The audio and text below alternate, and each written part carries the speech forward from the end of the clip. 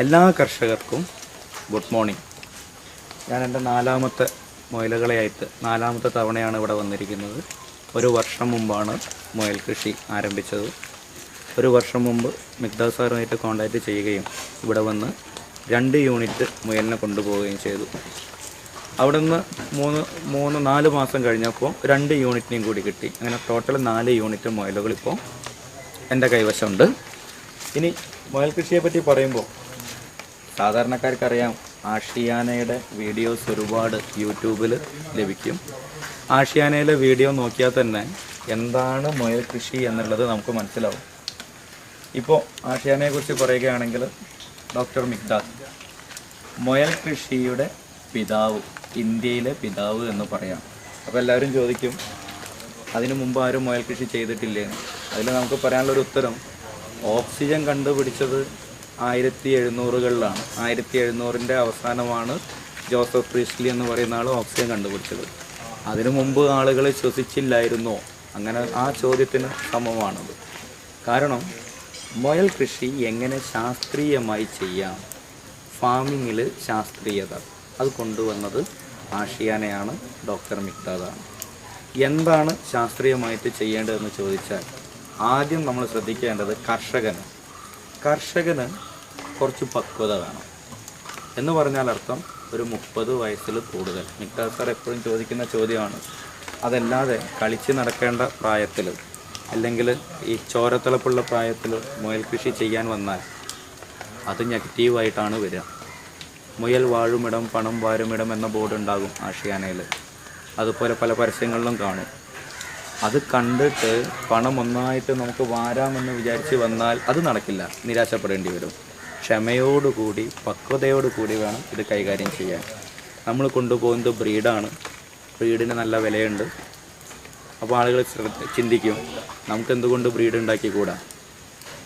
അങ്ങനെ ചിന്തിക്കുന്നവർക്ക് ഈ കൃഷിയിൽ മുന്നേറാൻ പ്രയാസമാണ്. നമ്മൾ കൊണ്ടുപോകുന്നത് ഇറച്ചി മുയലിൻ്റെ ബ്രീഡുകളാണ്. ഒരു ബ്രീഡായി വരണമെങ്കിൽ കുറച്ച് പ്രോസസ്സുകളുണ്ട്.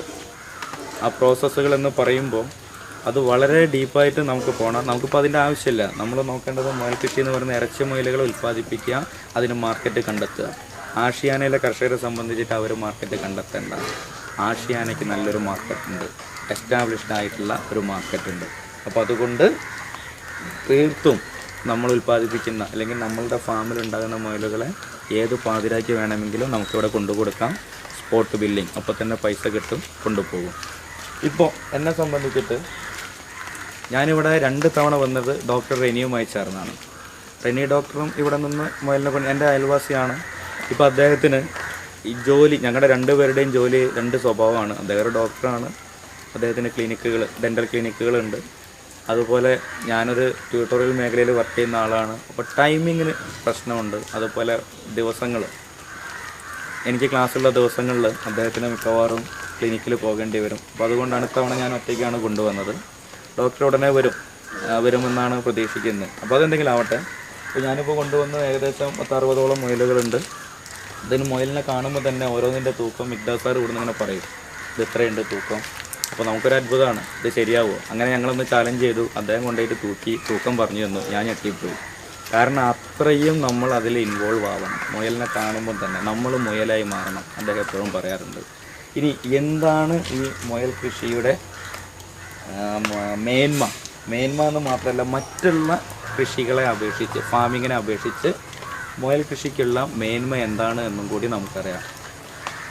കൊളസ്ട്രോൾ കുറവ് വരുന്ന ഇറച്ചിയാണ് നമ്മുടെ മുയലിറച്ചി. കേരളത്തിൽ ഇപ്പോഴും നമ്മുടെയൊക്കെ അഭിപ്രായത്തിൽ ഇപ്പോഴും ജനങ്ങൾക്ക് അറിയില്ല. ആളുകൾക്കൊരു മടിയാണ് കാട്ടിൽ ജീവിക്കുന്ന മുയലുകളെ നമ്മൾ എങ്ങനെയാണ് ഇങ്ങനെയൊക്കെ കരുതുക അല്ലെങ്കിൽ ഇങ്ങനെയൊക്കെ ഭക്ഷിക്കുക എന്നുള്ളത്. ഇത് കാട്ടിൽ ജീവിക്കുന്ന മുയലല്ല, ഇത് ഇറച്ചി മുയൽ തന്നെയാണ്.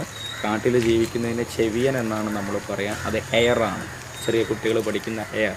ഇത് റാബിറ്റാണ്, ഇത് വളർത്തുമുയലാണ്. വർഷങ്ങൾക്ക് മുമ്പ് ഒരു നിയമം വന്നിരുന്നു, കേന്ദ്ര ഗവൺമെൻറ് കൊണ്ടുവന്നൊരു നിയമം.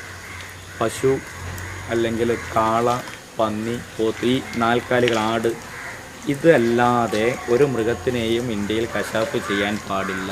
അത് ഏറ്റവും അധികം ബാധിച്ചത് മുയൽ കർഷകരെയായിരുന്നു. മറ്റ് മൃഗങ്ങളെ കശാപ്പ് ചെയ്യാൻ പാടില്ല എന്ന് പറഞ്ഞപ്പോൾ ആ മറ്റ് മൃഗങ്ങൾ എന്ന കാറ്റഗറിയിലാണ് നമ്മുടെ മുയലുകൾ ഉൾപ്പെട്ടിരുന്നത്. അന്ന് കുറേ മുയൽ കർഷകർ അവരെ യൂണിറ്റുകൾ തന്നെ കൂട്ടേണ്ടി വന്നു. പക്ഷേ മിക്ഡാസ് സാർ ഉണ്ടായിരുന്നു അന്ന്.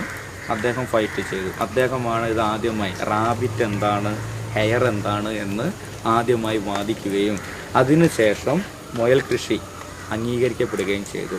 അതിൻ്റെ ഫലം ഇപ്പോൾ ആഷിയാന എന്ന് പറയുന്നൊരു ഗ്രൂപ്പിന് അല്ലെങ്കിൽ ആ ഒരു പ്രസ്ഥാനത്തെ, അതൊരു പ്രസ്ഥാനം തന്നെയാണ്. ഒരുപാട് 52,000-ഓളം അല്ലെങ്കിൽ 50,000-ത്തിലധികം കുടുംബങ്ങൾ ഈ ഒരു പ്രസ്ഥാനവുമായിട്ട് സഹകരിക്കുന്നുണ്ട്. ഇന്ത്യ മുഴുവൻ നോക്കുമ്പോൾ കേരളത്തിൽ തന്നെ 10,000-കണക്കിന് കുടുംബങ്ങളുണ്ട്. സ്വാഭാവികമായിട്ടും അസൂയാലുക്കൾ ഉണ്ടാവാം, അതുപോലെ തന്നെ എതിരാളികൾ ഉണ്ടാവാം. എതിരാളി എന്ന് പറയുന്നത് നമ്മൾ വൺ വേ അങ്ങനെ പറയാലോ. നമുക്ക് ആരോടും, ആഷിയാനയ്ക്ക് ആരോടും മത്സരിക്കേണ്ട ആവശ്യമില്ല. ആഷിയാനയുടെ ഉദ്ദേശം കേരളത്തിലെ ജനങ്ങൾ മുയലിറച്ചി കഴിക്കട്ടെ, അവർ കൊളസ്ട്രോൾ ഫ്രീ ആയ ഭക്ഷണം കഴിക്കട്ടെ. ഹാർട്ട് പേഷ്യൻസ് കേരളത്തിൽ ഒരുപാട് കൂടുതലാണ്, നമുക്കറിയാം. അതെങ്ങനെയെങ്കിലും കുറയ്ക്കണം. അത് കുറയ്ക്കാൻ മുയലിറച്ചിക്ക് കഴിയും, ഉറപ്പാണ്. കൊളസ്ട്രോൾ ഇല്ലാത്ത ഇറച്ചി കഴിച്ചാൽ സ്ട്രോക്ക് നമുക്ക് വളരെയധികം കുറയ്ക്കാം. ഇങ്ങനെയൊക്കെ ചിന്തിച്ചും കൊണ്ട് പോകുന്ന ഒരു ഗ്രൂപ്പിന് സ്വാഭാവികമായിട്ടും ശത്രുക്കളൊക്കെ ഉണ്ടാവും, അത് ഉറപ്പാണ്. പല രൂപത്തിലുള്ള പ്രചരണങ്ങൾ നടക്കും. ഇവർ യൂണിറ്റ് തരുന്നു, യൂണിറ്റ് തന്നിട്ട് കുഞ്ഞുങ്ങളെ തിരിച്ചെടുക്കുന്നില്ല. അങ്ങനെയുള്ള ഒരുപാട് യൂണിറ്റുകളുണ്ട്, കേരളത്തിലുണ്ട്. പക്ഷേ എന്നെപ്പോലുള്ളവർ അതിനുള്ള ഒരു മറുപടിയാണ്. ഞാനിപ്പോൾ 4ാമത്തെ തവണയാണ് മുയലുകളെ കൊണ്ടുവരുന്നത്. ഈ 4 തവണയും കൊണ്ടുവരുമ്പോൾ മിക്ഡാസ് സാർ ആദ്യം നമുക്ക് ട്രെയിനിങ് തന്നു. ഈ ട്രെയിനിങ് തന്നതിന് ശേഷം മോട്ടിവേഷൻ തരും ഇപ്പോഴും. കാരണം ഇത് പഠിച്ചിട്ട് തീരുന്നില്ല. ഇനിയും നമ്മൾ ഒരുപാട് പഠിക്കാനുണ്ട്, നമ്മൾ ഒരുപാട് അനുഭവങ്ങൾ വരാനുണ്ട്, മുയലുകളുടെ ഒരുപാട് ശീലങ്ങൾ മനസ്സിലാക്കേണ്ടതുണ്ട്.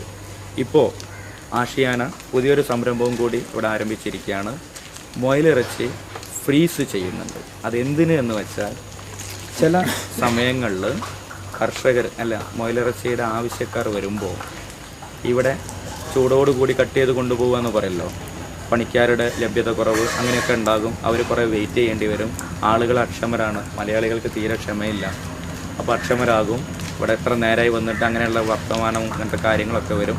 അത് ഒഴിവാക്കാനായി മിക്ഡാസ് സാർ ഇപ്പോൾ ഫ്രീസിങ് യൂണിറ്റ് ഇവിടെ ആഷിയാന ആരംഭിച്ചിട്ടുണ്ട്. ഇറച്ചി കട്ട് ചെയ്തിട്ട് ഫ്രീസിലുണ്ടാകും. അത് മാത്രമല്ല, ഫ്രീസറിലുണ്ടാകും. മാത്രമല്ല, ഏത് സമയത്ത് വന്നാലും മുയലിറച്ചി ലഭ്യമാണ്. നമുക്ക് കാത്തു നിൽക്കേണ്ട ആവശ്യമില്ല. അപ്പോൾ മുയലിറച്ചിയുടെ മേന്മകൾ ഇതൊക്കെയാണ്. നമ്മൾ മുയലിറച്ചി കഴിച്ച് ശീലിക്കുക, ആരോഗ്യമുള്ളൊരു സമൂഹത്തെ വാർത്തെടുക്കുക.